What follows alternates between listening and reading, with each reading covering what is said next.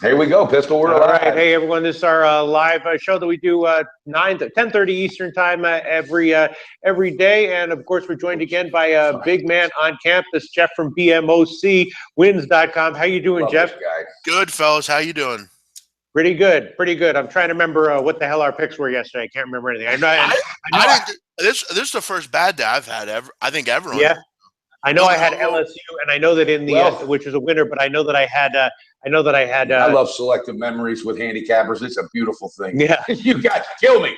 I had like 4 1-point losses yesterday, 3 in the NBA and 1. And I had UMass, and I got them at 5.5 on the overnight. Like I said in this show, I took them at plus. I forgot what it was. They won plus 4.5 or plus 4.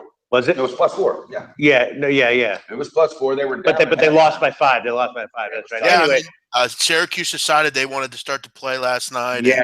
And one thing also, guys, Villanova just let us know once again that number 1 rating was way overrated, and I don't know the way that team looked last night. They don't even fit into a top 5 right now, buddy. You think? I mean, it sort of had trap written all over it. And if it had been like, because if it had been like 5.5, I would have said be careful. But at -1, it seemed like a good play. Jeff from BMOCwins.com. What's your takeaway from Villanova's game last night? My takeaway is, listen, I mean, they'd won 20 in a row. I mean, they're going to lose at some point. I think, Mike, you and I talked about that, I think, on the personal level. Villanova, they're good, but are they on the Kansas, Kentucky, Duke level? My issue with them is they don't have a ton other than Josh Hart. I mean, they haven't had a lot of production. I mean, you look at that box score last night, they had 3 or 4 guys that are normal producers that really didn't do much of anything. They couldn't make a basket. And look, I mean, Butler just – it's hard to play those 1-2 point road favorites that look too good to be true. You're going spans of 2 and 3 minutes without scoring, and that's what that offense was doing. And Big Man just absolutely nailed it on the head. And it's Josh Hart or nothing right now, it seems like, and that's hard to overcome. But I love Jay Wright. He's a battler, and he even said last night, we have got to get this game. It's that important. So he knows his team could have grown from that had the other guys contributed a little bit more. So very good point, Big Man. Well, very good point. I have to admit, they trapped me, because if that line had been 5.5 or 6, I would have said, let's take Butler, and everyone would have been like, oh my God, you're a genius. But at -1, it just felt like Villanova was probably a better bet than not to pull out a win. But maybe they were. Listen, I mean, they won 20 in a row. I mean, it's not I don't think it was a bad bet. I mean, And when you're losing, they lost a little bit of depth when everything happened, from last year. So bottom line, and it's hard to step up to that level, game in, game out, game in, and game out. I get emotional because I want every damn pick to win. And it's not going to happen, but I'll be damned if I don't want it. Baylor might be the number 1 team in the country next week, which I find to be unbelievable personally. A couple of nice opinions yesterday, also from Big Man on campus, were Texas beating Oklahoma State. I don't know if I didn't watch the game. I don't know if they got home calls, but they definitely got it. And also Notre Dame was the right play. There was the one I kept going. I was on the seesaw with that one, Pistol. Hey, Mike, nice call with Southern Methodist. That was a great play. How about you? That was a great call, too. All right, so it wasn't all bad. We had a couple of winners, couple losers, kind of like an average day. All right, so let's see what we have today. Again, college basketball and NBA. So I only had a chance to crunch about 1/3 of the card from last night on the overnights. Let's see. Well, let's start with Big Man. Let's just start off with an opinion. What opinion do you have that you think might be worth sharing with us, guys? I think the listeners and also you guys should take a look, if you haven't, fading the Citadel. This team is a disgrace on defense. And they're really giving up NBA numbers on defense, Mike and Peter. I mean, they've given up 90 or more 11 times this year. Given up 100 points or more 6 times this year. And they're facing an East Tennessee State team that's playing some good basketball, 11-3 on the year, a good ATS at 7-4, scoring about 81 a game. You look at when Citadel, when they play a higher end competition, good teams in their conference, Arizona States, the Iowa States, they're giving up 114, 130. They're giving up a ton of points. I think this is just a case where, you look at East Tennessee. One thing I want to point out, they played Savannah State. Savannah State and the Citadel rank 1-2 on offensive production per game. They held Savannah State to 71 points, won by 21. I think we see a similar output here. The Citadel is a awful defensive team. They are the worst defensive team in the country. I've Yeah, watched from them what play. I heard at the pep rally before the season started at the Midnight Madness, all right, they were selling T-shirts outside. It said, Citadel 2017, our motto is defense is optional. Yeah, no, it really is. When you're letting up numbers like that, holy shit. Yeah, they did cover. They covered their last 3 in a row, though. 2 of them were by a half point, but still, they're not getting blown out ATS-wise. Yeah, I mean, keep in mind, Peter, and when you look at some of the upper end teams they're playing, and look, I actually consider East Tennessee State pretty upper end. They help Tennessee, and you look at Citadel. I mean, they're giving up a huge amount of points. I mean, look at how many times they've given up 100 points. It's like NBA numbers, really. Yeah. They just don't play defense. That's eating his lunch. Yeah. My God, I love it. I can't stand watching games like these. I hate the Citadel. All right, so I'll include a couple of plays that I was thinking about. I was thinking about Manhattan over Fairfield -1, and maybe Elon +5.5 against William & Mary. I have to. I was looking at Elon. I like that school. Sometimes they just have that. But yeah, I mean, Elon's been competitive with some good teams this year, and William & Mary very up and down, but they could get beat. I could see an outright win here. Yeah, but so it's a minor game, but do you have anything to say about that one, big man? Yeah, I mean, Elon doesn't, they don't do a lot for me, and they just got crushed by Wilmington. But William & Mary guys, I mean, they just don't play any defense and other defensive dumpster fire for me. I don't know. As far as Manhattan Fairfield, I mentioned I hate that conference. But Peter, one thing on Elon, I mean, they cover on the road. I mean, look at over the last couple of years, they've been very effective, and I don't really want to lay points with William & Mary ever.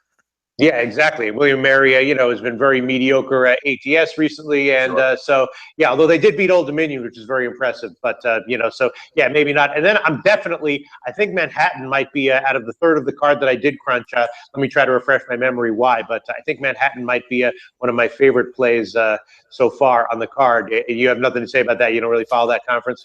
I follow it. I don't have a great read on it. It's very tough. A lot of weird not things. A conference he doesn't follow. I'll tell you that right now. I try to stay up on all of them, but I mean, they're just a lot of weird things going on in that conference that I've noticed. Yeah, for sure. All right. Well, I would lean Manhattan. That might be if I had to give one play, that would be it. Mike Renner, is there anything that's caught your eye? The Zags are playing the Dons, and it's weird. The line opened up, I believe, 14 or something, or dropped down. It's going down, if I'm correct. All right, I'm only leaning one way, and I like it, and I'm actually going to go with it official. I like the Zags on the first half. I think they've got to go out there and establish it. And San Francisco is that team that can sneak up sometimes, and when a team it allows teams to go to sleep on them, just kind of like take it easy, and then they become dangerous. But I don't think so. I think Gonzaga knows there's a couple games they could have been sharper. They're looking to get sharper. I like them to go out and establish the momentum early, get the pace going. I'm taking it. Pistol Pete's best shop lines. Fair enough. Okay. Well, we're not tracking retro officially here, but yeah, be leaning on you later. To get I didn't have a chance to crunch that game. It's about 12.5 or 13 right now. And one other game I do want to mention though is we previewed early yesterday the Loyola Marymount Pepperdine game, and at that time, it was about 2 or 2.5. I gave the opinion that I was liking Loyola Marymount there, and then our guest handicapper agreed with it, and I would agree with that as well. It's gone up to 3. Obviously Pepperdine as a bad team at some point might be undervalued and be a big dog and start covering, but they're in general a bad team. Loyola Marymount's been pretty good, and that's another pick I would give LMU -3. Big man, you have anything to say about that, or you want to move on? Yeah, that's actually one game I have written down here that I was going to mention. I like that play a lot. I mean, Loyola, Pepperdine's lost 9 in a row. None of them have really been close except for one. They've been a disastrous ATS team. I like the way Loyola's playing. I mean, they have had 2 straight games against BYU, St. Mary's, played pretty well in both of those. Pepperdine's probably one of the worst teams in the country. Yeah, that's me. Yeah, we broke down those games yesterday with Jumping Joe Gavassi, and I'm all over that as well. That's one of mine. I'm not going to give a cat. He loves it. Naba loves it. I won't give a cat.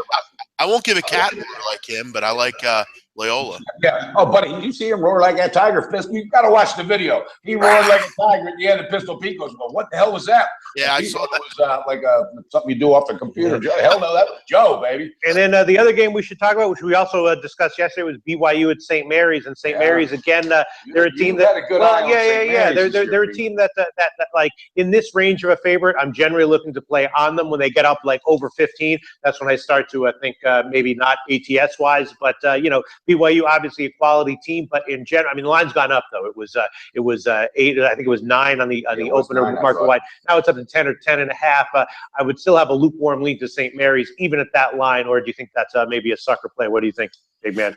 I mean, BYU and St. Mary's totally different defensively. St. Mary's is downright nasty on the defensive end. Been really effective. We know they're always effective, 50% or better normally.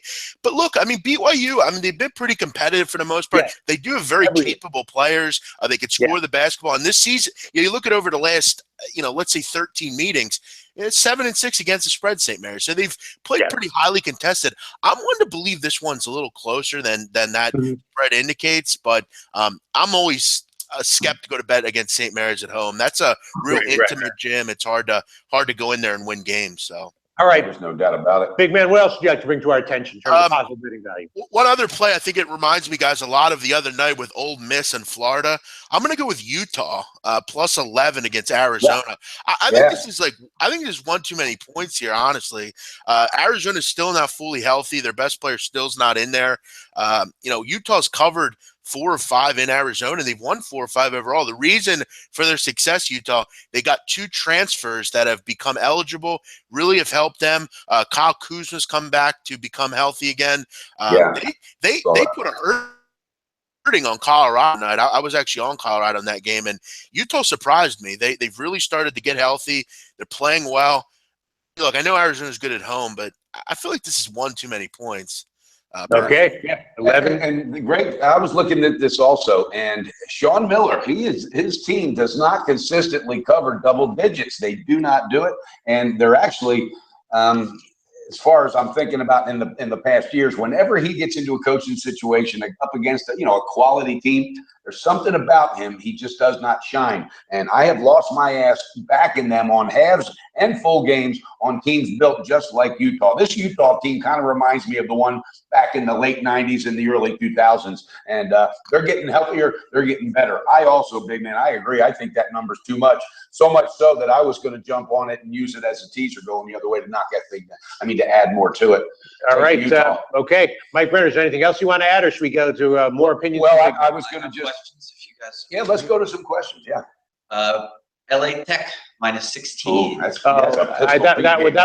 one I did look at, and I have no opinion on it as of right now. I mean, obviously UTEP is horrible. It's now 15 or 15.5. That's a big number. Yeah. You got any thoughts on that, big man? La Tech. I mean, when you're looking at La Tech at home, I mean, they are just killing teams at home. And UTEP with Tim Floyd, I mean, you got to feel bad for him. He was a former NBA coach. They are dreadful, UTEP. They are really bad. I think La Tech could really put a hammering on them. You look at what they're doing at home, 84 points game, giving up 59. This should be a 20-plus point victory for La Tech. UTEP is really bad, really bad. Speaking of Tim Floyd, and I really think that mentally something happened to that guy. If everybody remembers, when he took that first NBA coaching job, that was the NBA coaching job that nobody in the world had the balls to take, because it was when the Bulls were losing Jordan and Phil Jackson going and everything else. That guy took on a load.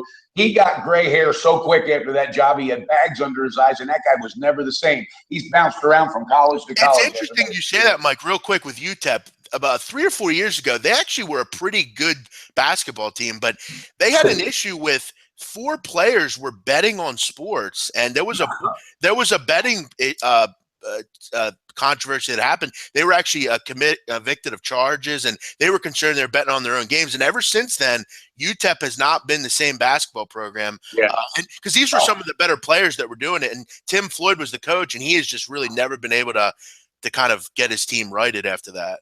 I'll tell you what, I think that might spur down from the coach. The apple don't fall from the tree. He looks like a degenerate gambler. It's time to get Tim on the show. We know he bets. Come out of that closet, Timmy. All right, next up, UCLA tonight. First game, full game. I don't know, Matty. I looked at this thing last night, and I was thinking, I'm not kidding, I was thinking what Big Man would say today on the show.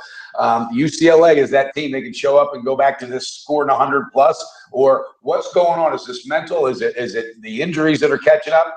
Pete, what's your thought? I didn't have a chance. Large number. It It's 11, minus 11 right now. I didn't get a chance to look at that one. Guys in the chat are calling for a rat, so I just figured I'd ask what you all. Well, you know what? And I think Quan White might be involved in that because I think so too. Big man, can they get back to this, blowing them out, and let's get back to being that team that routes? Well, they definitely can. I think they're probably the favorites still in this conference. I mean, 1-6. I mean, they have probably one of the better starting fives you're going to find. The problem is, I mean, we're not playing Western Michigan anymore here. We're not playing, those kind of teams, Santa Barbara. You're starting to play some of the better Pac-12 teams. Look, they're not going to blow everyone out by 30 points. Let's make that perfectly clear. Keep in mind, they lost against Oregon on a buzzer beater, came back, won by 13 against Oregon State. Cal is decent team. They do struggle to score the ball, but it'll be interesting to see. This is probably the toughest defensive team that they have played thus far. In-state rival, kind of, you could say. I don't know. Cal still has some lottery picks as well. So, I don't know if they're going to be concerned. The problem is I don't like betting against UCLA due to the fact that they just have so many options to go to. It's hard for me to really go against them. Could be too many points, but I'm not willing to really get involved with it, really. Yeah, and what kind of gets my attention with a red light is that Cal gets up for that in-state rival. This is their game. They know it. They love this challenge with them, and they're going to leave it all out there. But still, how does UCLA respond?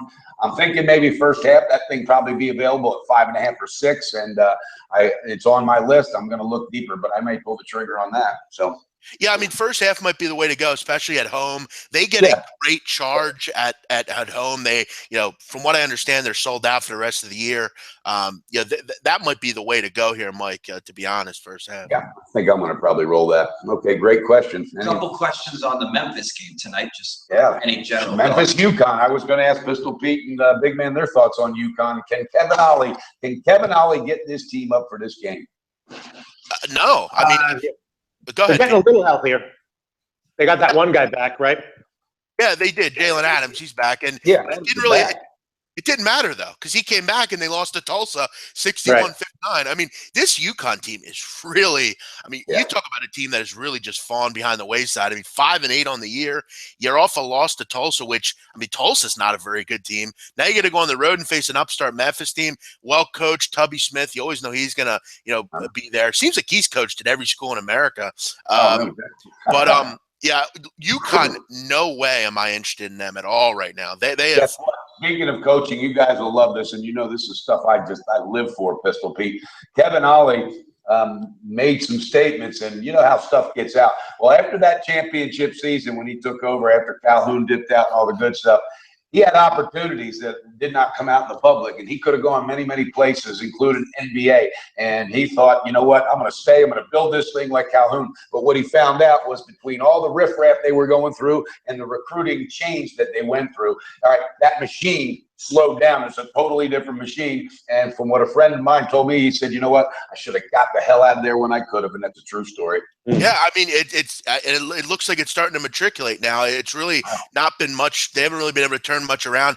Guys, they're 2-8 against the spread. That's among the worst in the country. I'm not interested in UConn. First half, I would lean to the under on that one as well, and a first half under also. What's that under sitting at? So it's 130.5, which is Memphis either goes very high or very low, and if UConn can bring them low, it should be not easily go over, but I would lean under and first half under a bit as well. Okay. Yeah, I could see it staying in the 60s for sure. All right, let me get one last question in there. Hey, get one last one in there, Matty Ice. All right, Wright State -7.5, Cleveland State. That's a Pistol Pete area. I didn't dig into that one. I love doing some deep call. That's a deep cut. It is. But you know what? Big man will back this. It's those little schools like that profit large when you get down there. So sometimes I don't think the lines are sharp. Mercer tonight. Yeah, as far as Cleveland State's concerned, if all you got to do is take a look at their ATS numbers. They're 0-7 on the road. ATS. They've been a bet against team for me for a number of years now.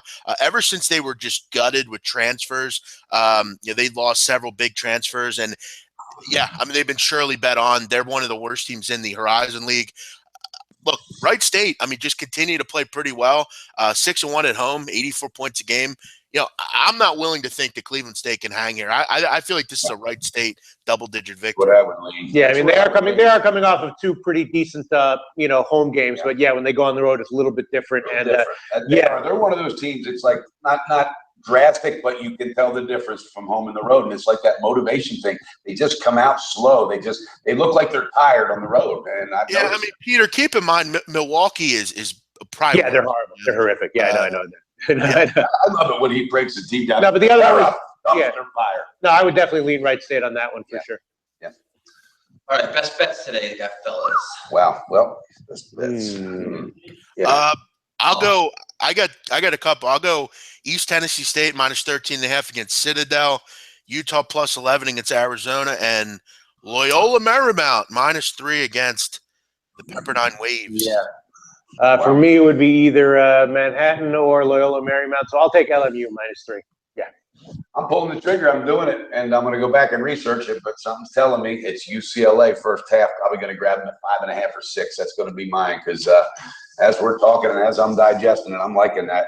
I think it's going to get up early time. And if Cal's going to make a run, it's going to be in the second half. No, actually, you know what? I'll change mine. Mine would be Manhattan. Change your mind. Manhattan. It actually went down to Pick'em. So my official one would be Manhattan. Pick'em over Fairfield. Hey, Peter, I got a question for you on a game. I don't know if you looked at it, but it's an interesting line. Middle Tennessee at Rice. Ooh. Yeah, no, that's the next one up on the slate. I didn't get a check. One up on the slate. You know how high up your slate is from all the next one. I have no. I didn't get a chance. Q&A in a few hours, so we'll cackle that one then. It's Thursday. Hey, you want to hear something funny, big man? We had a Twitter follower that wanted to know if Pistol Pete would auction off his jacket, and he's got that retired New York Yankee hat that I made him pull. I didn't make him, but by God, I sure stayed on him with it. He retired that bad boy. I think we're going to auction that thing off. What do you think about that? I think it could fetch a nice price. I think Peter can auction that off. That might be among the relics of the New York Yankee baseball history with Yogi Berra and Joe DiMaggio. Add Peter Loshak to that list. It seems. I'll take that cash and dine on exclusive shellfish for one night. Too bad it just missed Christmas because that would have been a perfect present for a loved one. Hey guys, I would pay big money for that. Sure, Peter Loshak, the most interesting man in the world.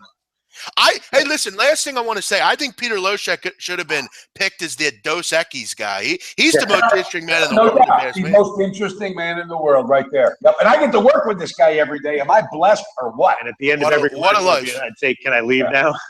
Hey, big man, I'm looking forward to getting up with you today on your podcast. So Mike, that's right. I'm going to have Mike on the show later today. Mike, make sure you're there, Mike. We're expecting you at 5 o'clock. I'm going to be there. I will not miss it. It's already on the schedule. All right, now I'm not. And listen. I'm going to be gone. I'm going to be doing this from paradise. Big announcement. I'm coming down there March 6th, people. Okay, seriously, March 6th? Yes, I'm booking it. Yep. All right, fantastic. All right, let me know. Give me more details later on. Yep, I got some things to talk to you about. Cool. All right, boys.